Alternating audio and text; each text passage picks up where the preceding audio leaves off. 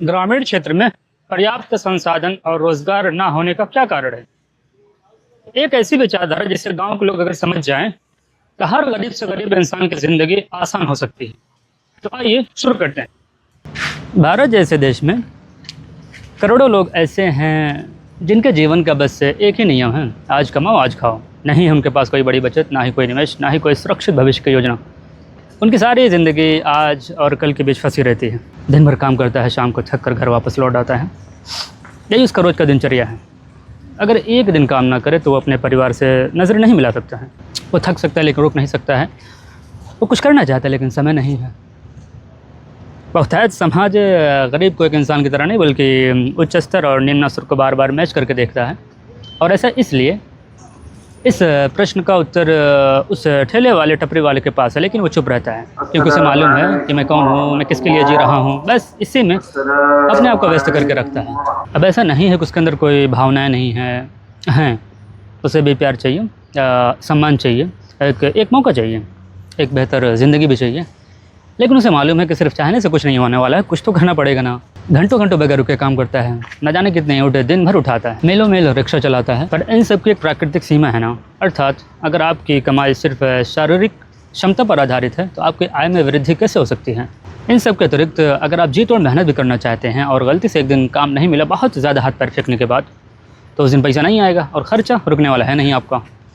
अब ऐसी स्थिति में गलती से अगर आप बीमार हो गए तो फिर बैकअप भी नहीं है। कर्जे में भी जा सकते हैं। ध्यान देना, छत्तीसगढ़, बिहार जैसे गरीब राज्यों में कुछ परिवार ऐसे हैं जो सिर्फ 15,000 20,000 रुपये कर्जे को भुगतान न कर पाने के कारण आत्महत्या करना पड़ा। फिर भी हम मानते हैं आपके अंदर वो जज्बा है, वो हिम्मत है जीवन जीने का।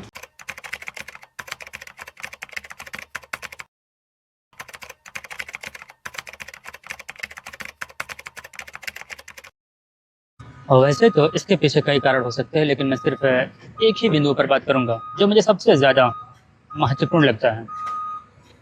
हमारे बीच कुछ ऐसे लोग हैं जिनके लिए इंटरनेट पर अच्छे से अच्छे कोर्सेज अवेलेबल हैं। बाकी इंग्लिश को सीखकर अंग्रेज़ी को ज़िंदा रखने में कहीं ना कहीं थोड़ा बहुत कामयाब है।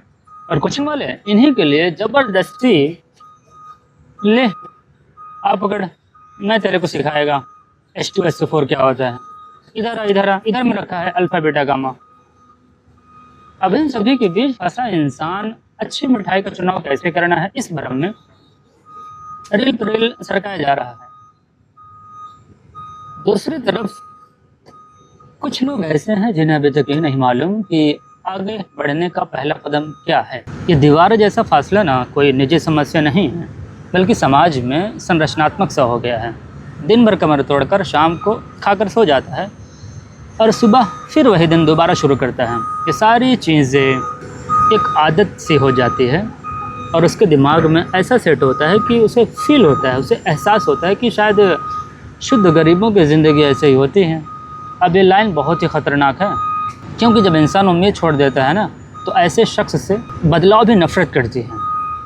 अब समस्या सिर्फ पैसे का नहीं रहेगा बल्कि मानसिकता का भी हो चुका है। और इन सभी के बीच बढ़ती महंगाई, अस्थायी कमाई, स्वास्थ्य में कमी, जागरूकता का अभाव, सारी चीज़ें मिलकर इंसान को ऐसा जगड़ती है ना, वो भूल जाता है अपनी ताकत, अपनी अहमियत, अपनी प्रतिभा को एक साथ ज़मीन में दफन कर देता है। क्या इस मुसीबत परेशानी का कोई हल है? कोई इसका निवारण है? ज़रूर है। हमने अपनी आँखों से बहुत लोगों को ऐसा देखा है जिनके पास पहले कुछ भी नहीं था, लेकिन आज चलने के लिए 4 चक्की गाड़ी, रहने सोने हगने मुतने के लिए आलीशान बंगला, घर है, बहुत कुछ है।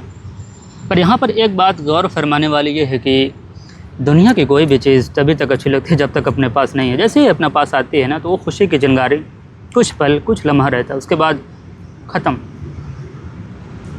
अब इतनी सी खुशी के लिए अगर आप अपने आप को हर रोज़ 8 घंटे सोने के बाद 18 घंटे किसी एक काम पर फोकस कर सकते हैं, वो भी आने वाले 5 साल तक, तो समझ लो आप दुनिया की महंगी से महंगी चीज़ों के साथ खेलने का, तोड़ने का अधिकार सिर्फ आपका है। वरना अगर ज़िंदगी को सुलभ ही बनाना है तो शांतिपूर्ण गरीब रहकर भी ज़िंदगी को आसान बनाया जा सकता है।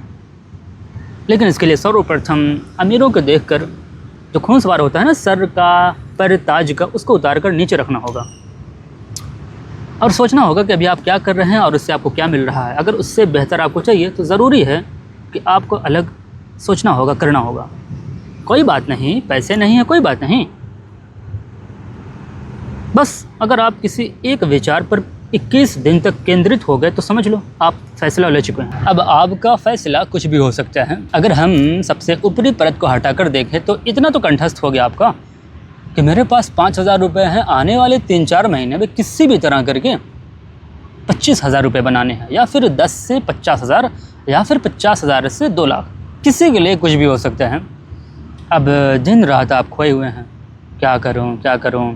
एक तो साला ग्रामीण क्षेत्र में कुछ खास संसाधन भी नहीं है, ना कोई विकल्प। हमें नहीं लगता कि कुछ हो पाएगा ना, बहुत मुश्किल है। इतने में आपका दोस्त आवाज़ देता है, ओए रामू, ये किधर जा रहा है, आके थोड़ा चाय पी ले। अब इतना प्रेम से कोई बुलाए फिर तो जाना बनता है ना। और बता क्या हाल चाल। हाँ यार सब बढ़िया, ठीक है, कुछ सोच रहा हूँ करने के लिए यार, ना ही कुछ खास पैसे हैं ना ही टाइम। इतने में चाय वाला आ जाता है और पूछता है, भाई चाय चाहिए फिर कुछ और चाहिए? आज समोसे हैं? नहीं, अच्छा काम पर चिप्स का पैकेट लेकर आओ। अब चाय के साथ चिप्स का एक अलग मज़ा है, एक अलग जायका है। मनोरंजन करते करते आपकी नज़र गलती से पड़ती है चिप्स के पैकेट पर और उस पर लिखा हुआ है कीमत 10 रुपये और वेट है 25 ग्राम। थोड़ा से आपको चुल होता है और गणना करने के बाद मालूम चलता है कि 1 किलो चिप्स का दाम 400 रुपये किलो। आपका दिमाग ख़राब, यहाँ साला हम लेन देन कर रहे हैं 25 रुपये 30 रुपये में आलू का दुनिया भर का। ऐसा कौन कर सकता है भाई? दोबारा आप चिप्स का पैकेट देखते हैं, उस पर लिखा है लेज़। ये कौन है यार? अमेरिका, अमेरिकन प्रोडक्ट, अटलांटिक महासागर, अरब हिंद महासागर से होकर देश की सीमा को छलांग मारकर सरकार से हाथ मिलाकर हमारे ग्रामीण क्षेत्र में घुसकर भले भाले ग्रामवासियों का खून पीस रही है, चूस रही है, और हम हैं कि बस सिर्फ खेला खेल रहे हैं। भाई फाड़ फाड़ पैकेट अभी देखना, पूरा साले गैस भर के देते हैं। बगल में बुड्ढा भी देख कह रहा है, ओ खोदा पहाड़ निकली चुहिया, बस हो गया। यहीं तक आपका दिमाग काम करता है, इसके आगे क्या है, आखिर ऐसा क्यों हो रहा है, कभी आपने सोचा? अरे भाई जो चीज़ 3 रुपये में बनाकर 2 रुपये के लाभ पर 5 रुपये में बेचा जा सकता है आसानी से, वही चीज़ 10 रुपये का क्यों, 5 रुपये एक्स्ट्रा क्यों? साधारण है। बाकी 2.5 रुपये दिल्ली टैक्स घर, बाकी 2.5 रुपये देश के बाहर।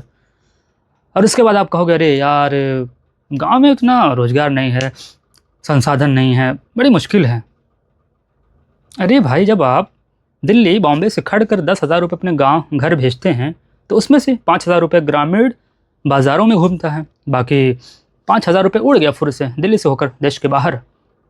अब ऐसे में भाई गांव में गरीबी ना रहे और गांव के लोग परेशान ना रहें, ऐसा हो ही नहीं सकता, होना तो बनता है। अब रामू का भी दिमाग का ढक्कन खुल गया। जब गांव में आलू मसाला हर सामग्री उपलब्ध है तो फिर 10 रुपये की चीज़ को 5 रुपये में बनाकर मुहैया कराना गाँव वालों को, यह हमारी देशभक्ति है, कर्तव्य है, हमारी जिम्मेदारी है।